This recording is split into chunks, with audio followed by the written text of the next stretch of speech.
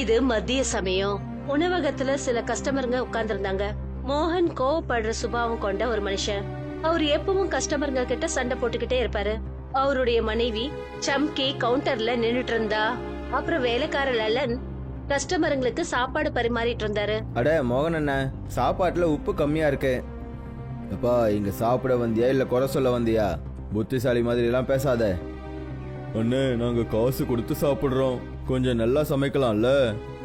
இது என்ன உங்க அப்பா ஹோட்டலா? பிடிக்கலன்னா சாப்பிடாத. கஸ்டமருங்க முணுமுணுக்க ஆரம்பிச்சாங்க. சில பேர் சாப்பிடுறத விட்டுட்டு வெளியில போக ஆரம்பிச்சாங்க.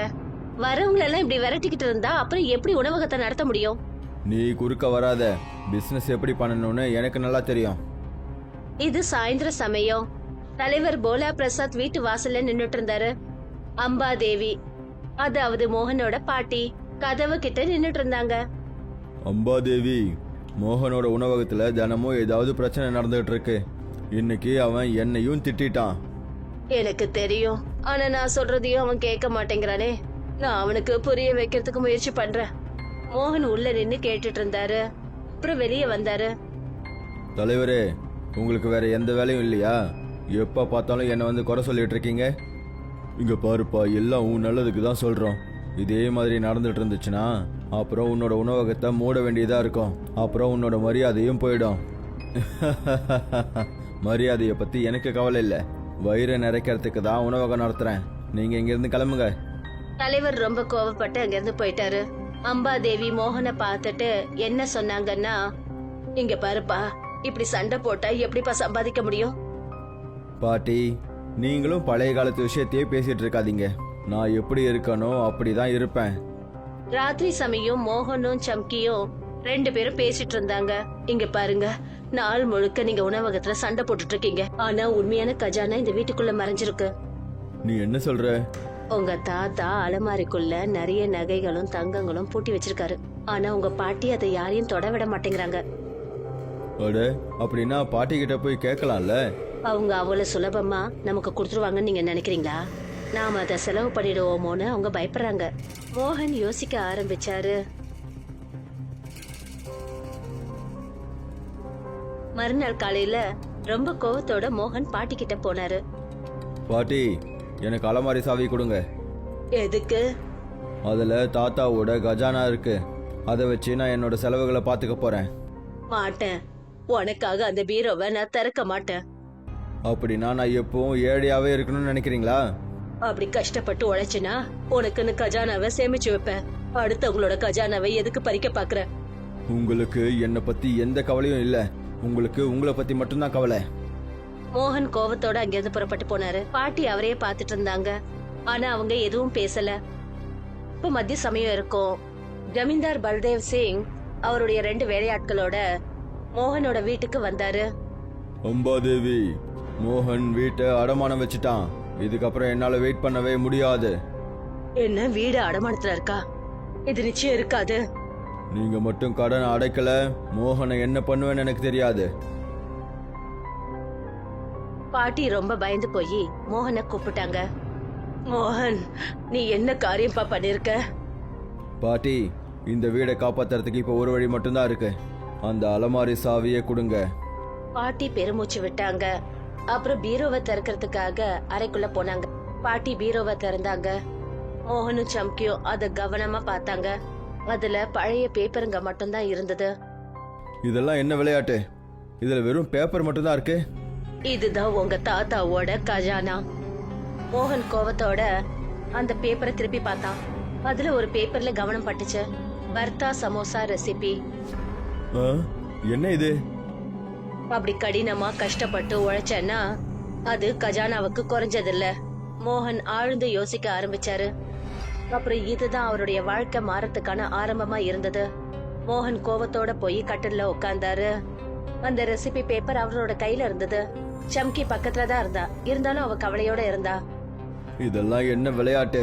நான் அந்த அலமாரிக்குள்ள தங்கம் வெள்ளின்னு இருக்குன்னு நினைச்சா, ஆனா அதுல வெறும் ஒரே ஒரு சமோசா ரெசிபி மட்டும்தான் இருக்கு. இப்ப நீங்க என்ன பண்ண போறீங்க? வேற என்ன பண்றது? பசியோட சாகிறத தவிர வேற வழியே இல்ல. ஒரு தடவை செஞ்சுதான் பாருங்களேன். ஒருவேளை இது வேலைக்கு ஆனாலும் ஆகலாம்ல. மோகன் ரெசிபி பேப்பரை தூக்கி வீசினாரு. சம்கி அதை எடுத்துக்கிட்டு அங்கிருந்து போனான். ராத்திரி முழுக்க மோகன் நிம்மதி இல்லாம படுத்துக்கிட்டு இருந்தாரு. மோகன் சும்மா தான் உட்கார்ந்து இருந்தாரு. அங்க எந்த ஒரு கஸ்டமரும் வரல. அவர் பசியோட வேதனையில அந்த ரெசிபியை எடுத்து படிக்க ஆரம்பிச்சாரு. இது ஒரு கஜானாவுக்கு குறைவானது இல்லைன்னு பாட்டி சொன்னாங்க. சரி, ஒரு தடவை முயற்சி பண்ணி பார்க்கலாம். அவர் எழுந்து அந்த டாபாக்குள்ளர போனாரு. அப்புறம் கத்திரிக்காய் பர்த்தா பண்ணாரு. சம்கி அத அமைதியா பாத்துக்கிட்டு இருந்தா. நீங்க நிஜமா தான் செய்றீங்களா? ஆனா இந்த விஷயத்தை யாருக்கிட்டயும் சொல்லாத. ஏன்னா ஒருவேளை இது நல்லா இல்லைன்னா அப்புறம் எல்லாரும் சிரிப்பாங்க. மோகன் சமோசா செஞ்சாரு.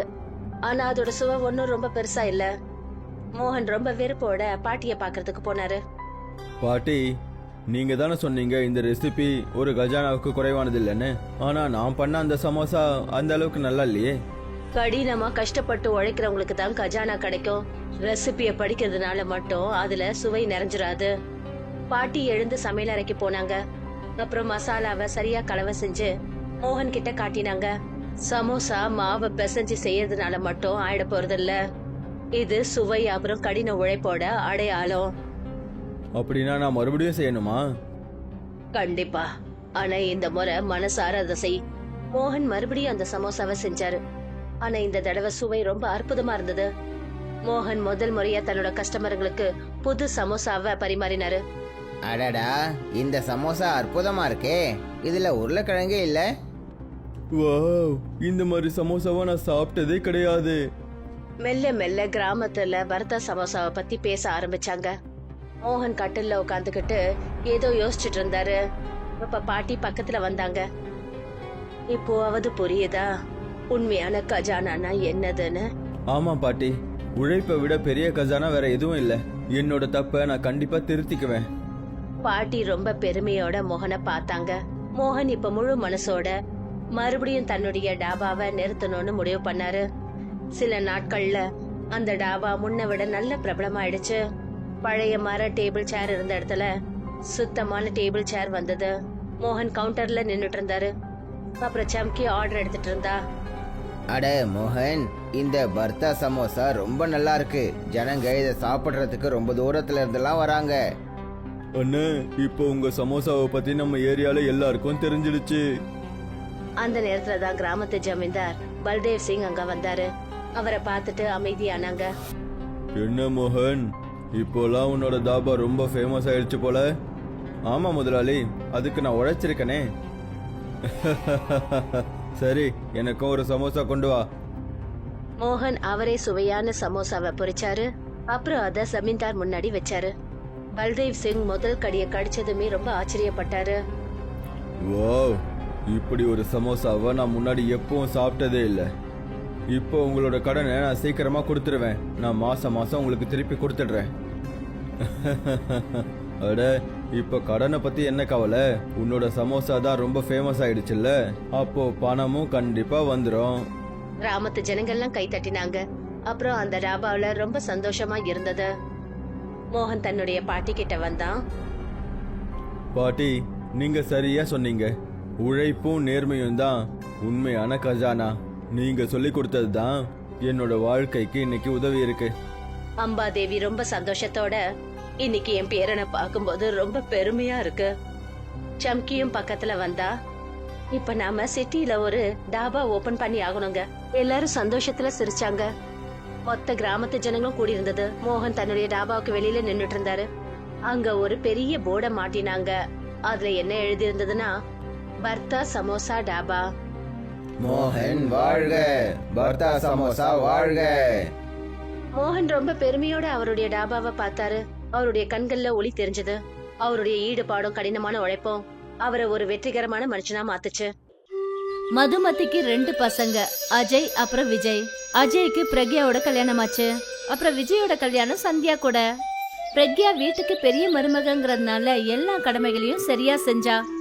இருந்தாலும் பிரக்யாவை எப்பவுமே அவமானப்படுத்திக்கிட்டே இருப்பாங்க. ஏன்னா அவ படிக்காதவ. மதுமதி, உன்னோட பெரிய மருமக ரொம்ப சுவையான சமையல் செய்றா. வெறும் சமைக்கிறது மட்டும்தான் அவளுக்கு தெரியும், வேற எதுவும் அவளுக்கு தெரியாது. என்ன சொல்ல வர?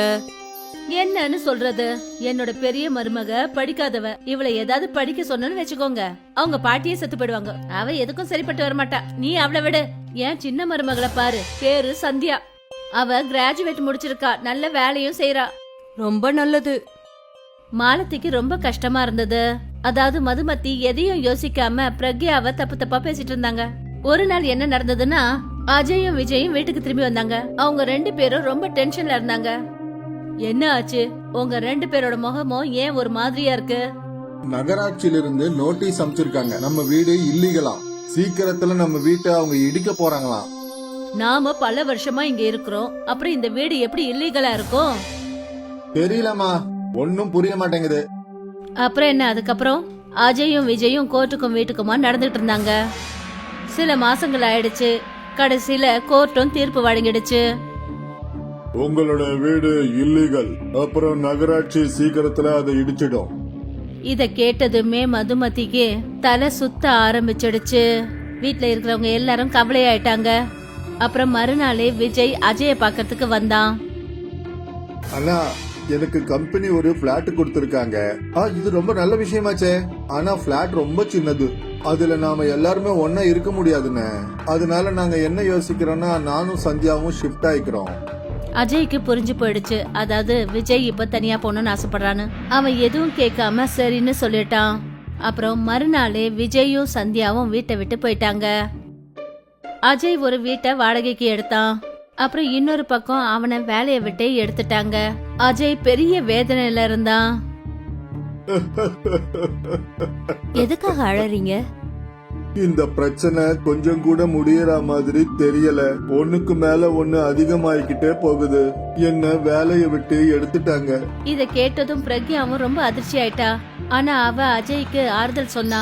பரவாயில்ல விடுங்க, நீங்க கவலைப்படாதீங்க. நிச்சயம் உங்களுக்கு இதை விட நல்ல வேலை கிடைக்குங்க. ஆனா வாடகைன்னு ஒண்ணு கொடுக்கணும் இல்லையா? இவ்வளவு செலவுகள் எல்லாத்தையும் எவ்வளவு நாளும் தான் நான் பாத்துக்கிறது? நாம 2 பேரும் சேர்ந்து ஏதாவது செய்வோம்.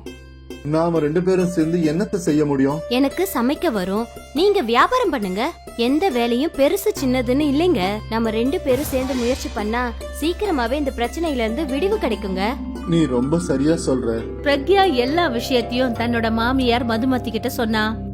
நீ ரொம்ப சரியா சொல்ற மருமகளே. கஷ்டங்கள் வரும்போது நாம எல்லாரும் ஒன்னா சேர்ந்துதான் சந்திக்கணும். ஆனா நாம என்ன உணவு வியாபாரம் பண்றது? மார்க்கெட்ல எல்லாமே ஏற்கனவே விக்கிறாங்க. ஏதாவது வித்தியாசமா யோசிப்போங்க. வாங்க நாம மார்க்கெட்டுக்கு போயிட்டு வரலாம். பிரக்யா அஜய தான் கூட மார்க்கெட்டுக்கு கூட்டிட்டு போனா. அவங்க எல்லா உணவு வண்டி கடைகளையும் பார்த்தாங்க. சாட், பேல்பூரி, பிராங்கி, மேகி, பராட்டா எல்லாமே ஏற்கனவே செஞ்சு விக்கிறாங்க. நாம ஏன் இது 2த்தையும் ஒன்னா மிக்ஸ் பண்ணி செய்யக்கூடாது? அப்படின்னா நீங்க மேகி பிராங்கி சாப்பிட்டு இருக்கீங்கல்ல, அதுல பிராங்கியும் மேகியும் ஒன்னா இருக்கு. அது மாதிரி ஏதாவது. அப்ப நாம என்ன மேகி பராட்டா விக்கலாமா? உங்க ஐடியா ஒண்ணும் மோசமா இல்ல. செலவும் கம்மியா இருக்கும், நல்லா வியாபாரமும் நடக்கும். நிஜமாவா? பிரக்யா கடையில இருந்து மேகி பேக்கெட்ஸ கொஞ்சம் வாங்கிக்கிட்டா. பிரக்யா மேகி செஞ்சா. அப்புறம் அந்த மேகிய பரோட்டா மாவுல உள்ள வச்சு அத பரோட்டாவா செஞ்சா. அத்தம்மா, இத சாப்பிட்டு பாருங்களேன், எப்படி இருக்குன்னு சொல்லுங்க. மதுமதி ஒரு பரோட்டா சாப்பிட்டா. வாவ் மருமகளே, இது ரொம்ப அற்புதமா இருக்கு, ரொம்ப நல்லா இருக்கு. பிரக்யா ஒரு பரோட்டாவை அஜய்க்கும் கொடுத்தா. அஜய் ரொம்ப ஆர்வமா அந்த பரோட்டாவை சாப்பிட்டுட்டு இருந்தாரு. என்னாச்சு, எப்படி இருக்குன்னு நீங்க சொல்லவே இல்ல? சூப்பர், இன்னும் ஒண்ணு கிடைக்குமா? பிரக்யா தன்னோட கணவனுக்கும் மாமியாருக்கும் இன்னும் மேகி பரோட்டா செஞ்சு கொடுத்தா. அப்புறம் அவளும் சாப்பிட்டு பார்த்தா.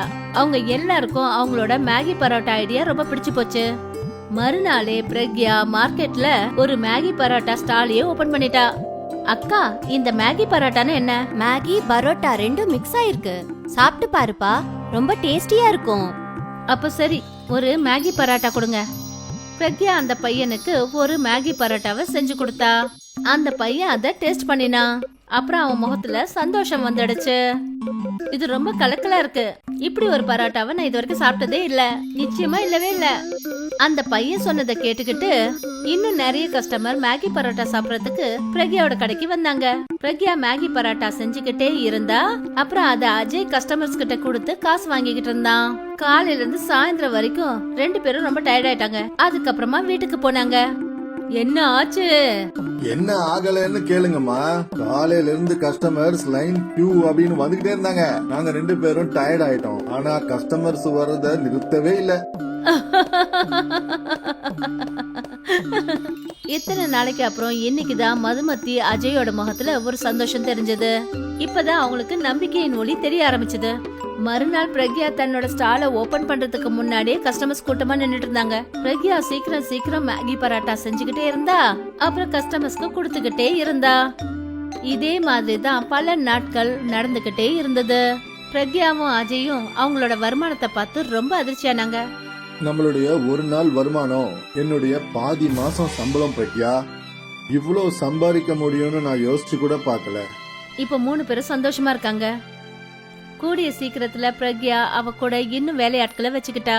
கஸ்டமர்ஸோட எண்ணிக்கை அதிகமாயிக்கிட்டே போச்சு. அப்புறம் அவங்களோட வருமானமும் அதிகமாச்சு. 6 மாசத்துக்குள்ள பிரக்யாவும் அஜயும் புது வீட்டுக்கான டவுன் பேமெண்ட்டையும் கொடுத்துட்டாங்க. இப்ப அவங்க அவங்களோட புது வீட்டுக்கு வந்துட்டாங்க. நான் உன்னை எப்பவுமே குறைவாதான் நினைச்சிருக்கேன். அதாவது நீ படிக்காத முட்டாளுன்னு நினைச்சிட்டேன். என்னன்னு எனக்கு தெரியாதுமா. உன்னோட நல்ல குணம் அப்புறம் செயல் இதெல்லாம் படிப்பை விட ரொம்ப பெருசுமா. நீ அஜய்க்கு உதவி செய்யணும்னு நினைச்ச, அப்புறம் நீ செஞ்சிட்ட. உன்னை நினைச்சா எனக்கு ரொம்ப பெருமையா இருக்கு. பிரக்யாவோட மாமியார் அவளை முதல் தடவையா கட்டி அணைச்சுக்கிட்டாங்க. இந்த நாள் பிரக்யாவுக்கு ஞாபகார்த்தமான நாள். ஒரு வாடகை வீட்ல இருந்த அவங்க இன்னைக்கு சொந்த வீட்டுக்கு வந்துட்டாங்க. இதுக்கெல்லாம் காரணம் பிரக்யாவோட மேகி பராட்டா தான்.